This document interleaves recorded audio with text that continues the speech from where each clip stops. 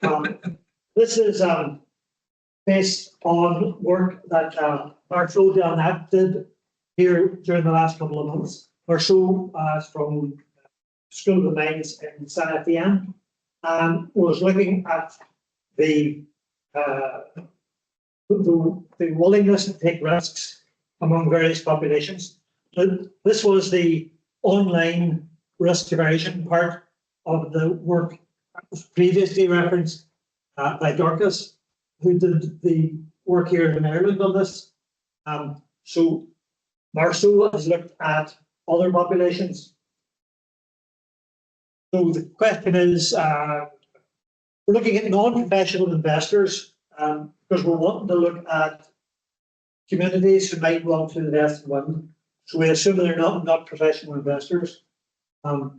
We've got data from 4 national groups, so we'll go with that.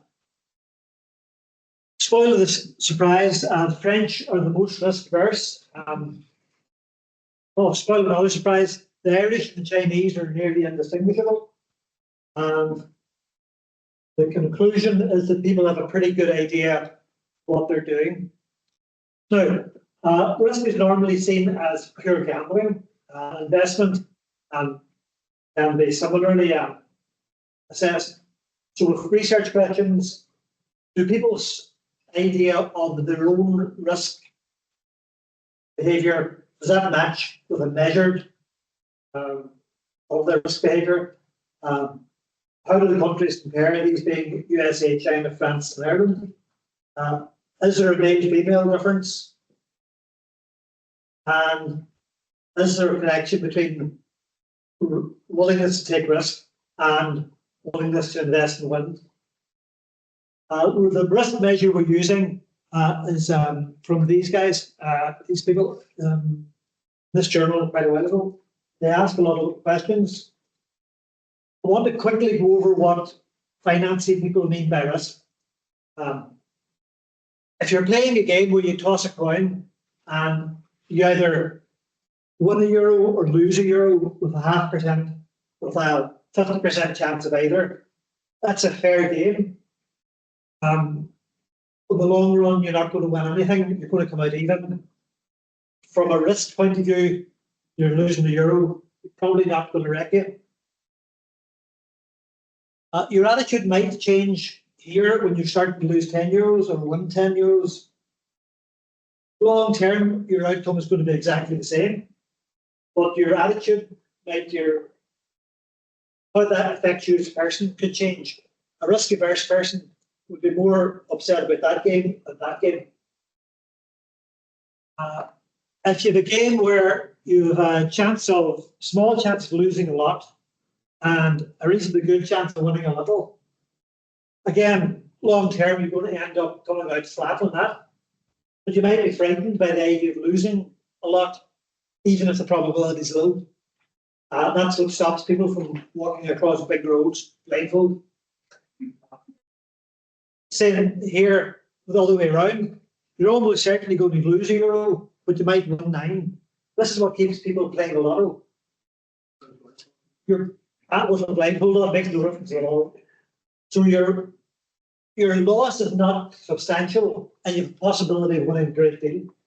So there's a lot of the way you react as human beings to that and that is quite different. From a maths expectation point of view, they're both identical. We estimated this using a questionnaire. It was filled in online, asked people various questions. First question was like a dummy question. If you have a chance of winning, do you play the game? The game is free. So why would you not play it? So this was a question to assess rationality. Other questions are, do you want a tenner or do you want half a chance of a fiver or 15? If you're a risk-averse person, you just take the tenner and run. If you like the wee flutter, you might take the chance of getting a 15. So these are the kind of questions that are asked.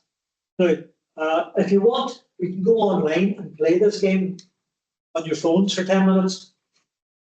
The downside of that is we'll be late for lunch. Okay, so just assess the room there, feel the room. The data, I got this data off the Americans that came over here for the research seminar. Marcel got stuff. Not surprised. What else? No, that's what I should have. That's what I did with the Americans. They were promised coffee if they filled in their forms. They did. Marcel got them off by his other students of home back in France. I translated the questionnaire in French, obviously. Dorcas spent quite a lot of time getting quite a big sample from Ireland, and Kunlin Chen was a intern we had 2 years ago, and she did the same sort of thing, getting a good sample from China. I think half of them were probably Chinese students here, and I think half of them were Chinese people in China. You can see that myself and Marceau didn't put too much effort in. You can see where the effort happened. So well done on that. So we got overall we got 200 sample to work with. The scores, how we measure them, right? Your mean is just what you expect to win. Standard deviation is a measure of how imbalanced it is. How skewness is how crazy one of the results could be. Kurtosis is how lumpy it is. These are the first, second, third, and fourth moments. Forgiveness is asked of engineers who have spent ages working in moments, and finance people who have just stolen the language. I count myself in the middle of those two crowds. Here's the results. You can see the Chinese and the Irish pretty much, this is how they don't like risk. Chinese, Americans, Chinese and Irish much the same. Americans maybe a bit more risky. French don't like risk at all. There's the numbers with standard deviation and such, blah, blah, blah, blah, blah. But it's statistical testings. Everybody's different, apart from the Chinese and USA is not terribly different. And Chinese and Irish are nearly the same. This agrees with Colin Sandy's original paper, who said that Europeans were risk averse compared to the United States, possibly because in the United States people are more used to investing in the stock market directly. How good are people at correctly estimating their own risk assessment? They're pretty good. That's what that means. So people can, if you ask a person, are you a risk taker, and then do this Colin-Sandy test on them, you get much the same results, which is not surprising. What you really want to do is some sort of behavioural test of risk, but getting that through the research ethics would be nearly impossible. We're not doing that. So the results are the French are risk averse more than the other groups. US like the risk. Ourselves and Chinese. Now, interesting stuff. Here's where the fun starts. Traditionally, there's always been this assessment that men are more risk takers than women. We didn't find it. The differences there are statistically insignificant, both for self-reported risk and measured risk. There's some evidence, strangely, among the Chinese group, the Chinese women overestimate their risk aversion. They say they're safer than they really are. They're just as risk-taking as the Chinese men, but they report slightly differently. But the sample wasn't big, and I'm not about to start a fight with Xi Jinping. Xi Jinping, given all the weapons turned up yesterday.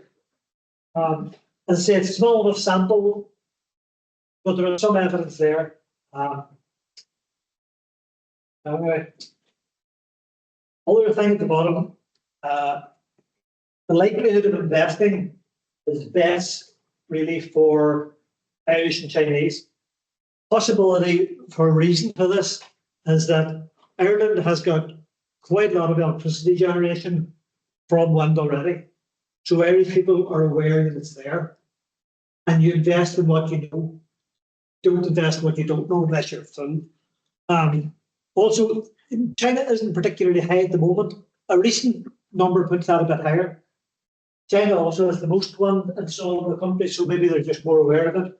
also China has a reputation for people investing.